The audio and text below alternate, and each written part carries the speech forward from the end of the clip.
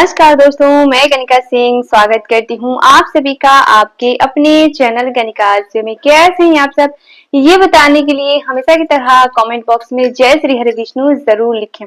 तो चलिए दोस्तों, आज हम इस वीडियो में जानेंगे निर्जला एकादशी से जुड़ी बहुत सारी महत्वपूर्ण बातें।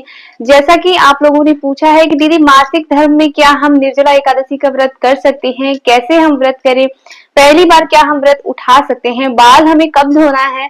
ठीक है, वैसे तो मैंने पिछला वीडियो डाला हुआ था कि बाल हमें कब धोना है, कैसे क्या करना है, फिर भी आप लोगों के कुछ महत्वपूर्ण सवाल हैं जिसके जवाब आज हम इस वीडियो में जानेंगे और भी बहुत सारी महत्वपूर्ण बातें आज हम इस वीडियो में जानेंगे।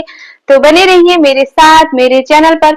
अगर आप सभी के लिए वीडियो हेल्पफुल होता है एक लाइक जरूर करें और इसके साथ ही मेरे चैनल को सब्सक्राइब करके बेल आइकन को प्रेस कर दें ताकि मेरी आने वाली वीडियो की सभी नए नोटिफिकेशन आप सभी के पास सबसे पहले पहुंचे। तो चलिए हम वीडियो को शुरू करते हैं। सबसे पहले तो मैं आपको बता दूं कि इस साल 2025 में निर्जला एकादशी का व्रत हमें कब रखना है। सबसे पहले तो इस बार जो है वो 2 दिनों की एकादशी हमें प्राप्त हो रही है। पहला जो कि 6 जून दिन शुक्रवार को है और दूसरा कुछ लोग 7 जून को भी एकादशी का व्रत रखेंगे, लेकिन 7 जून को जितने भी वैष्णव लोग हैं वही व्रत रखेंगे। गृहस्थ लोग जो है वो 6 जून दिन शुक्रवार को ही व्रत रखेंगे और यही अच्छा होगा।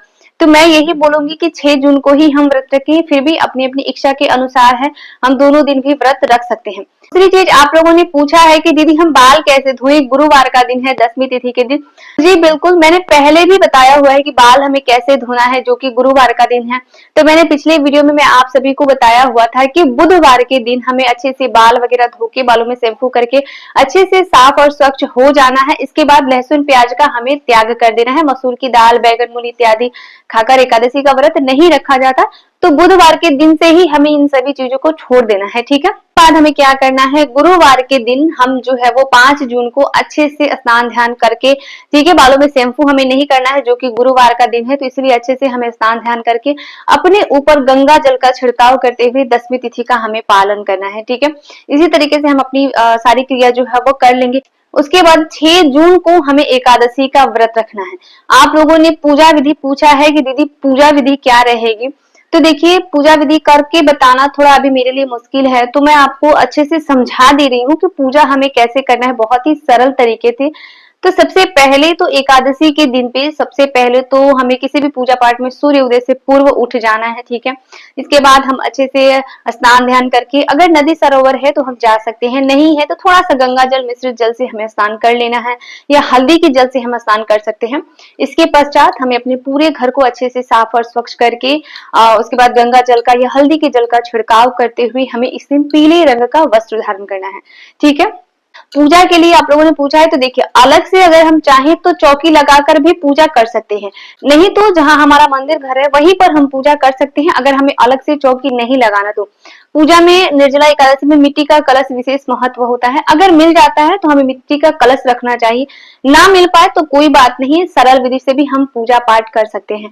भगवान को ना भाव दिखता है, सामग्री नहीं दिखती कि क्या है क्या नहीं है। अच्छे भाव से सच्चे मन से हमें अपनी पूजा पाठ कर लेनी है। पूजा के लिए अगर हम चौकी लगाते हैं तो भी, नहीं लगाते हैं तो भी, सबसे पहले जितनी भी सामग्री है अच्छे से सभी को हमें एकत्रित कर लेना है, एक साथ रख देना है, ताकि हम पूजा में बैठे तो बार बार हमें जो है वो उठना ना पड़े। तो इस चीज का हमें ध्यान रखना है। ठीक है, इसके बाद हमें क्या करना है, सबसे पहले पूजा की जितनी भी सामग्री है भगवान के ऊपर, ठीक है, भगवान श्री हरि विष्णु की कोई प्रतिमा है तो हमें उसको रख देना है। ठीक है, इसके बाद हमें अच्छे से सबसे पहले गंगा जल का छिड़काव कर देना है। ठीक है, फिर सर्वप्रथम हम भगवान श्री गणेश की पूजा करेंगे। अगर मूर्ति है तब तो बहुत अच्छी बात है, नहीं है तो एक सुपारी से या एक पुष्प से हम भगवान श्री गणेश का जो है वो ध्यान करते हुए उनकी सबसे पहले पूजा अर्चना कर लेंगे। इसके पश्चात हमें भगवान श्री विष्णु की पूजा करना है। ठीक है, भगवान को अगर हो सके पीला वस्त्र है तो हमें पीला वस्त्र इस दिन समर्पित करना है। स्वयं को भी, जैसे मैंने बताया, कि पीला वस्त्र ही धारण करना है, क्योंकि ना भगवान श्री हरि विष्णु को पीला रंग अत्यधिक प्रिय है। भगवान पीले रंग से ना बहुत ज्यादा ही प्रसन्न होते हैं, तो इसीलिए एकादशी के दिन पे या गुरुवार के व्रत में पीले रंग का विशेष महत्व बताया गया है भगवान विष्णु की पूजा पाठ में।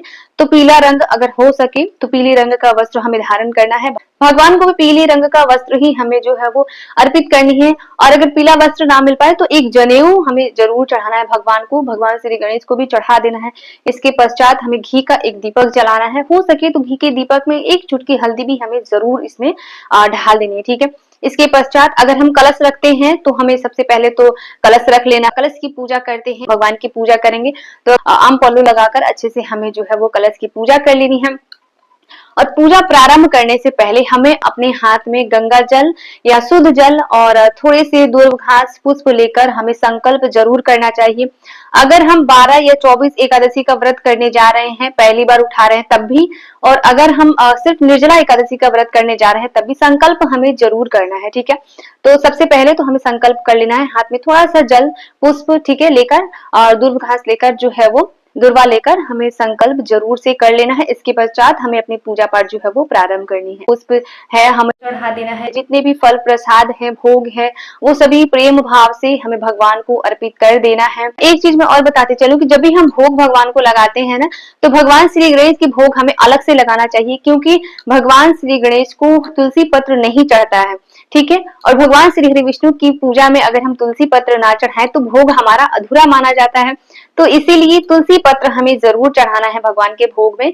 तो 2 जगह हमें भोग लगाना है, इस चीज का भी हमें ध्यान रखना है। जितने भी भोग प्रसाद है वो सभी हमें चढ़ा देना है। जो कुछ भी हम चढ़ाना चाहते हैं भगवान को प्रेम भाव से हमें चढ़ा देना है। इसके पश्चात जो है वो आरती हमें कर लेनी है, हाथ जोड़ के हमें क्षमा याचना कर लेना है। ठीक है, और अगर हम निर्जला व्रत करते हैं तब तो हमें पूरे दिन जो है वो निर्जल रहना है, भगवान के मंत्रों का जाप करते रहना है।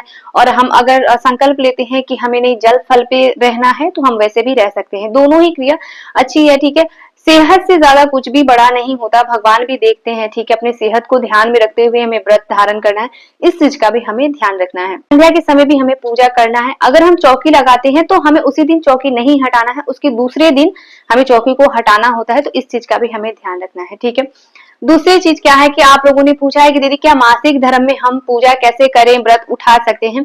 तो देखिए, सबसे पहले तो मासिक धर्म में अगर 5 दिन से ऊपर है तब तो हम पूजा कर सकते हैं, अगर हम साफ और स्वच्छ हो गए हैं तब। ठीक है, 5 दिन से नीचे है तो हम अच्छे से नहा धो के साफ और स्वच्छ होके इसके बाद जो है वो व्रत कर सकते हैं। लेकिन हमें नहीं करना है, जो कि मासिक धर्म में नहीं किया जाता है, आप सभी को पता है। तो हम व्रत कर सकते हैं, क्योंकि क्या पता अगले साल भी हम ठीक रहें ना रहें। अगर मन की इच्छा है तो हम कर सकते हैं। घर में किसी और से हम पूजा पाठ अपना करवा सकते हैं, अच्छे से स्नान ध्यान करके पूरे दिन हम भगवान के मंत्रों का जाप कर सकते हैं मानसिक रूप से। ठीक है, ये सभी कार्य हम जो है वो कर सकते हैं। ये चीज हमें क्या ध्यान रखनी है, जो कि मैंने आप सभी को हर वीडियो में बताया हुआ है एकादशी वाले, कि एकादशी के दिन हमें तुलसी पत्र नहीं तोड़ना है। जो कि शुक्रवार के दिन एकादशी है और उसके एक दिन पहले गुरुवार का दिन है, और गुरुवार के दिन भी जो है वो हम तुलसी पत्र नहीं तोड़ते हैं। तो हम क्या कर सकते हैं ऐसे में, अगर चाहे तो हम बुधवार को तुलसी पत्र तोड़कर रख सकते हैं, थोड़ा पानी का छींटा लगा के, तो ये हरा ही रहेगा। नहीं तो एकादशी के दिन पे अगर तुलसी पत्र जैसे गिरा हुआ हो, झड़ जाता है पत्ता, उसको उठा के धो के इसके बाद हम भगवान को चढ़ा सकते हैं, इसमें कोई दोष नहीं लगता है। लेकिन एकादशी के दिन पे हमें जो है वो तुलसी पत्र नहीं तोड़ना है, और तुलसी पत्र के बिना भगवान श्री हरि विष्णु की भोग जो है वो अधूरी मानी जाती है। तो इस चीज का भी हमें ध्यान रखना है। दूसरी चीज क्या है जो कि ध्यान रखने वाली बात है, कि एकादशी के व्रत में सोया नहीं जाता, पूरे दिन हमें सोना नहीं है, इस चीज का भी हमें ध्यान रखना है। रात्रि में हम सो सकते हैं लेकिन पूरे दिन हमें नहीं सोना है, इस चीज का भी हमें ध्यान रखना है। ठीक है, आशा करती हूँ सारी बातें आप सभी को अच्छे से समझ में आई होंगी, सारी बातें क्लियर हो गई होंगी। तो अगर मेरा वीडियो आप सभी के लिए हेल्पफुल होता है तो प्लीज एक लाइक जरूर करिए, और इसके साथ ही मेरे चैनल को सब्सक्राइब करके बेल आइकन को प्रेस कर दे, ताकि मेरी आने वाली वीडियो की सभी नए नोटिफिकेशन आप सभी के पास सबसे पहले पहुंचे। तो मिलती हूँ मैं आप सभी से फिर एक नए वीडियो में, तब तक के लिए नमस्कार।